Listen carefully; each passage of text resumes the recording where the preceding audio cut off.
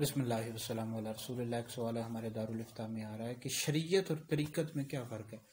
याद रखें, शरीयत कुरान सुन्नत के अहकाम को, कुरान सुन्नत के अहकामात को कहते हैं।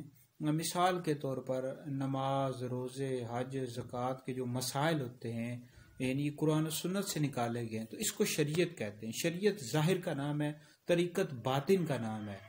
यानी अपने अंदर इखलास पैदा करना, लिल्लाहियत पैदा करना, इसका नाम तरीक़त है। लेकिन ये याद रखे कि तरीक़त जो है ये शरीयत के ताबे है, यानी शरीयत से अलहदा नहीं है।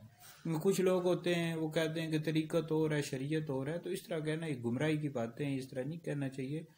बल्कि शरीयत जो है ये असल है, तरीक़त फ़र्अ है।